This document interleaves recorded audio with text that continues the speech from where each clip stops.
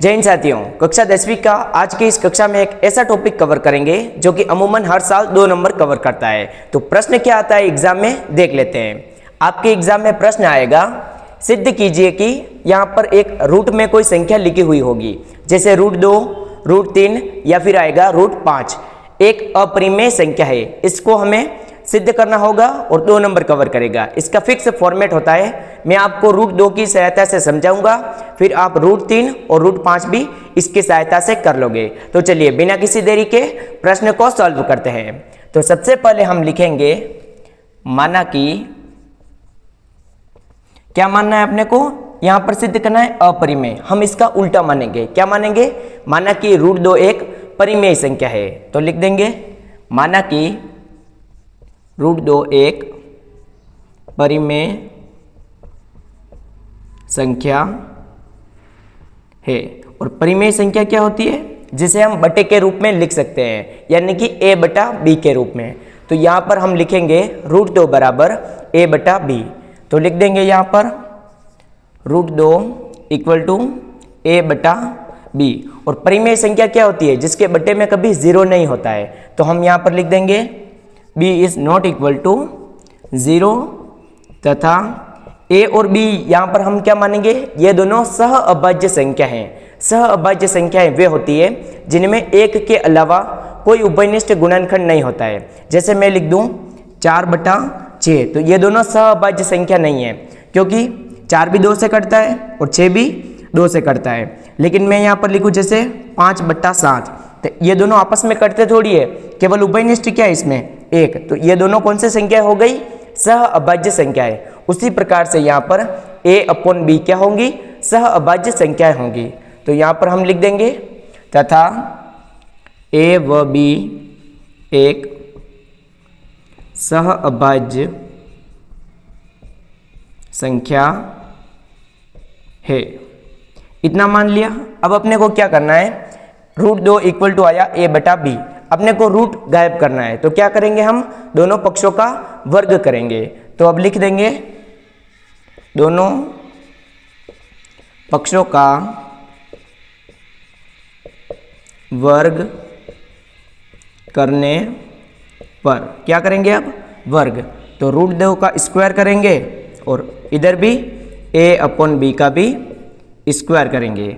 देखिए √2 का स्क्वायर से ये रूट कट जाएगा, तो कितना बचेगा, केवल 2, और इधर a का स्क्वायर अपॉन b का स्क्वायर। अब अपने को क्या करना है, इस a स्क्वायर को अलग रखना है। और ये देखिए b स्क्वायर बटा में क्या है, भाग में, तो इधर जाके गुणे में आएगा, और ये इधर गुणे में, तो ये आएगा भाग में। तो हम लिख देंगे सीधा b square equal to a square बटे 2। देखिए a स्क्वायर बटे 2, यानी कि a स्क्वायर किससे विभाजित हो रहा है, 2 से विभाजित हो रहा है। तो अब लिख देंगे यहाँ पर a स्क्वायर 2 से विभाजित है। अब a स्क्वायर 2 से विभाजित है, तो a भी क्या होगा, 2 से विभाजित होगा। तो वापस लिख देंगे यहाँ पर, अतः a भी 2 से विभाजित है। ठीक है, इतना लिख दिया। अब अपने को क्या करना है, ये जो a है इसकी जगह पर एक और अलग संख्या मान लेंगे हम a और b पहले आ गया, अब मानेंगे हम c। क्या मानेंगे, c। तो यहां पर लिख देंगे हम a = 2c। ये अपने को अलग मानना है। देखिए यहां पर 2 है, इसलिए हम मान रहे हैं 2 माना। ठीक है, अगर अपने यहां पर 3 होता तो हम मानते 3c, 5 होता तो 5c मानते। इस प्रकार से आपको मानना है। तो अब ये जो a बराबर 2c माना है, इसको अपने को लिखना है इस समीकरण में, और इसको मान लेंगे हम समीकरण 1। तो अब यहाँ पर लिखेंगे a का मान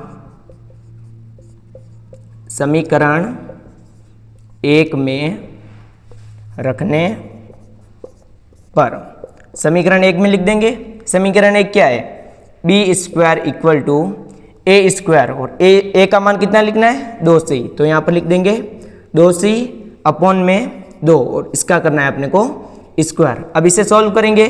देखिए b स्क्वायर इक्वल टू 2 का स्क्वायर कितना आएगा, 4, c का स्क्वायर, c स्क्वायर अपॉन 2 का 2, और 2 के पहाड़े से इसको काटेंगे तो कितनी बार कटेगा? 2 बार। तो अपने समीकरण आएगी b square equal to 2c square. देखिए अब यहाँ पर क्या लिखा था हमने, b स्क्वायर 2 से विभाजित है। अब देखिए 2 इधर गुणे में है तो 2 इधर वापस भाग में भी तो आएगा। तो अब यहाँ पर लिखेंगे वापस b square equal to 2c square, इधर गुणे में तो भाग में ले जाएंगे तो क्या लिखेंगे b square upon 2 equal to c square. अब देखिए यहाँ पर a स्क्वायर विभाजित हो रहा था तो अब यहाँ पर वापस कौन विभाजित हो रहा है? b square. तो यहाँ पर अब लिख देंगे b स्क्वायर 2 से विभाजित है। b स्क्वायर 2 से विभाजित है तो अब b भी क्या होगा? 2 से विभाजित होगा। तो वापस लिखेंगे b भी 2 से विभाजित होगा। देखिए यहाँ पर अपने a स्क्वायर और a 2 से विभाजित हुआ, a किससे विभाजित हुआ? 2 से, और b भी किससे विभाजित हुआ? 2 से। दोनों 2 से विभाजित हो रहे हैं, इसका मतलब क्या हो रहा है? ये इसका एक उभयनिष्ठ अलग गुणनखंड आ रहा है। तो हम लिख देंगे अब इसको मानेंगे हम अब समीकरण 2।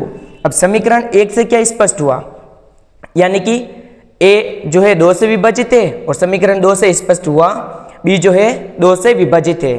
तो ये तो अब दोनों का गुणनखंड बढ़ रहा है। तो अब लिख देंगे हम अतः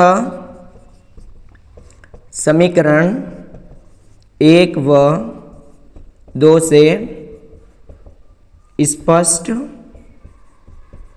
होता है कि a व b का उभयनिष्ठ गुणनखंड 2 है, क्योंकि ये अलग सिद्ध हो रहा है। लेकिन हमने पहले क्या माना था कि ये दोनों क्या एक सहअभाज्य संख्या है, और इसमें हमने पहले माना था कि कोई भी उभयनिष्ठ गुणनखंड नहीं है, और यहाँ पर आ रहा है कि उभयनिष्ठ गुणनखंड है। तो हम क्या करेंगे, अब ये दोनों हमारे विरोधाभास हो रहे, तो अब लिख देंगे जो कि हमारी पूर्व कल्पना से विरोधाभास है। देखिए क्योंकि अब ये अलग 2 उभयनिष्ठ गुणनखंड आ रहा है और पहले कोई उभयनिष्ठ गुणनखंड नहीं था, तो ये दोनों बात तो अलग अलग हो रही है। तो इस कारण से अब क्या लिख रहे हैं हम कि जो कि हमारी पूर्व कल्पना के विरोधाभास है। तो अतः हमने जो पहले माना था वो क्या माना था, हमने गलत माना था। तो अब लिख देंगे अतः इससे हमारी पूर्व कल्पना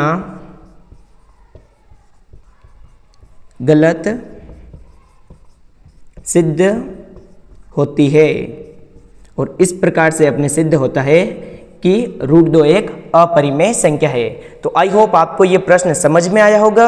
अगर ये एक बार में समझ में नहीं आता है तो प्लीज़ इस वीडियो को आप एक बार और देख लीजिएगा। मेरी गारंटी है ये आपको डेफिनेटली समझ में आएगा, और ये बहुत इजी प्रश्न है, इसका सेम फॉर्मेट रहता है, और हर साल ये प्रश्न 2 नंबर कवर करता है। आपके √2, √3 या फिर आएगा √5। तो इन तीनों में से एक प्रश्न आपको पता चल गया है कि ये प्रश्न हर साल एग्जाम में आएगा। तो आपको क्या करना है, इस प्रश्न को इसी तरीके से मेरे साथ साथ एक बार तो नोट्स बना लेना है, और एक बार और वीडियो देख के इसको वापस से रिवाइज कर लेना है। मेरी उम्मीद है कि आपको ये वीडियो पसंद आया होगा। अगर पसंद आया है तो प्लीज़ चैनल को सब्सक्राइब ज़रूर करें।